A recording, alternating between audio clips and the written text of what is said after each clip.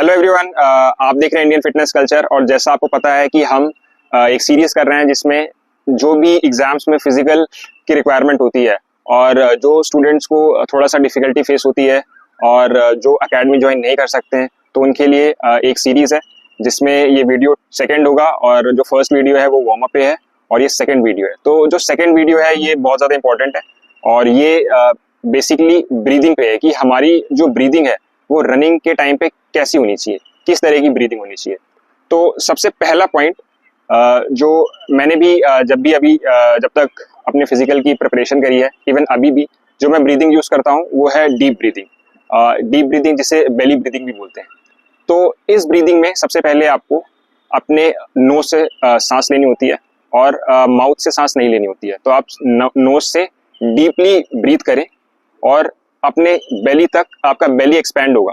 तो इस चीज़ को सबसे पहले आप प्रैक्टिस करें एक बार बैठ के, और जब आप डीपली ब्रीथ करेंगे तो आप चेस्ट एक्सपैंड होने की जगह आपका बेली जो है वहाँ तक एयर जाना चाहिए और वो एक्सपैंड होना चाहिए। तो इसको आप बेसिकली डीप ब्रीदिंग बोलते हैं और जिसे हम बेली ब्रीदिंग भी बोलते हैं।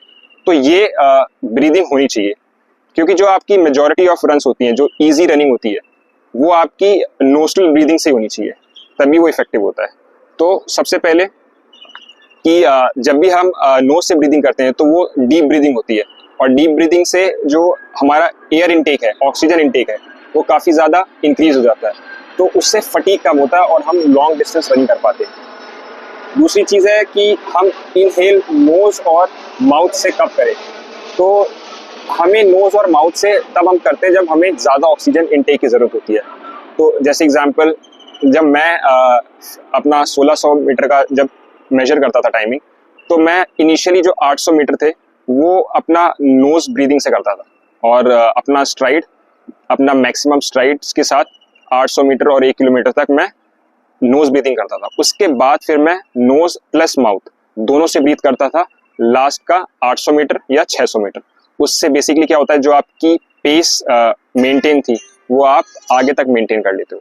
तो ये ब्रीदिंग पैटर्न मैं फॉलो करता था। ऐसे ही आप भी, कि जो आपका स्टार्टिंग में आप जब प्रैक्टिस करोगे और जो मोस्ट ऑफ द टाइम आपको प्रैक्टिस करनी है वो आपको नोस्ट्रल ब्रीदिंग करनी है, डीप ब्रीदिंग करनी है। और सिर्फ जब स्प्रिंट के केस में, जब आपको बहुत स्पीड बढ़ानी है, एक्सप्लोजिवनेस बढ़ानी है, उस केस में आपको नोज प्लस माउथ ब्रीदिंग करनी है। उसके बाद आपको बेसिकली अभी हम जो नेक्स्ट टॉपिक हो उसमें बात करेंगे कि स्ट्राइड लेंथ कितनी होनी चाहिए। वो सबके लिए डिफर करती है और वो नेक्स्ट वीडियो का टॉपिक है। इस वीडियो में ये चीज़ समझने के लिए है कि हमें एक रिदम बनाना पड़ता है अपनी ब्रीदिंग और स्ट्राइड लेंथ में। उसका ही हमें प्रैक्टिस करना पड़ता है। जितना ज़्यादा हम डीप ब्रीदिंग करेंगे और अपने स्ट्राइड के साथ ब्रीदिंग को सिंक करेंगे, उतना ही ज़्यादा हमारा ईजीली हम रन कर पाएंगे और फटीग कम होगा। जैसे कुछ पैटर्न है, जैसे कि आप इनिशियली 2 स्टेप में ब्रीथ करें और उसके बाद नेक्स्ट 2 स्टेप्स में उसको रिलीज करें। 2 स्टेप में डीप ब्रीदिंग करें और फिर 2 स्टेप में रिलीज करें। तो ये आपका मॉडरेट पेस के लिए है। सिमिलरली अगर आप 3 स्टेप में डीप ब्रीदिंग कर रहे हैं और उसके बाद नेक्स्ट 2 स्टेप में रिलीज कर रहे हैं तो ये लॉन्ग रन के लिए हो गया। और जब स्प्रिंट की बात आती है तो आप 2 स्टेप में डीपली ब्रीथ करिए नोज और माउथ को यूज करके, और फिर उसके बाद आप 1 स्टेप में उसको छोड़िए। तो वो बेसिकली एक्सप्लोजिवनेस स्प्रिंट के टाइम पे होती है। नेक्स्ट है कि आपको जो टेंशन होती है, शोल्डर्स होते हैं, वो एकदम रिलैक्स रहने चाहिए और आपकी जो बॉडी है वो हमेशा अपराइट होती है। जैसे हमें कोई चीज़ ऊपर से खींच रही है तो हमें बॉडी को आगे बेंड नहीं करना है, बॉडी को जितना हो सके उतना अपराइट रखना है और अपनी बॉडी को लूज छोड़ना और एक रिदम बना के रनिंग करनी है। नेक्स्ट है ये जो ब्रीदिंग टेक्निक है, डीप ब्रीदिंग, नोस्ट्रल ब्रीदिंग, इसको ही आपको प्रैक्टिस करनी है अपनी मेजॉरिटी ऑफ रन्स में। और जैसे जैसे ये प्रैक्टिस होगा वैसे वैसे आप देखेंगे कि आप उतने ज़्यादा एफिशिएंट हो जाएंगे रनिंग में। आपको फटीग जल्दी नहीं होगा, आप लॉन्ग डिस्टेंस रनिंग बड़ी आराम से कर सकते हैं। और जब आप नोज प्लस माउथ करेंगे तो आप बहुत ज़्यादा एक्सप्लोजिवनेस आएगा, तो आप स्प्रिंट अच्छी मार सकते हो। और ये ब्रीदिंग पैटर्न कुछ ऐसा रहेगा।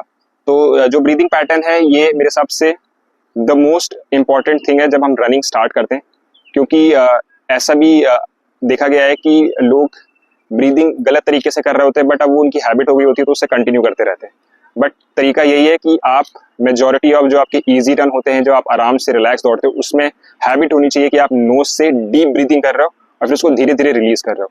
और इसी ब्रीदिंग के साथ आपको सिंक करना है अपने स्ट्राइड को, जो स्ट्राइड के बारे में और बात करेंगे नेक्स्ट वीडियो में। और कुछ टिप्स, जैसे कि आपको जो शैलो ब्रीदिंग होती है, जो हम सांस जल्दी लेते हैं और जल्दी छोड़ते हैं, वो चीज़ अवॉइड करनी है। तो इस वीडियो में सिर्फ इतना ही। और अगर आपको ऐसी इन्फॉर्मेशन और चाहिए और इस सीरीज़ में आपको अगर जुड़े रहना है, और जो नेक्स्ट हमारा वीडियो होगा वो होगा स्ट्राइड लेंथ पे, तो आप ये चैनल सब्सक्राइब करें और चैनल को इस वीडियो को लाइक करें और stay tuned for upcoming videos. Thank you for watching.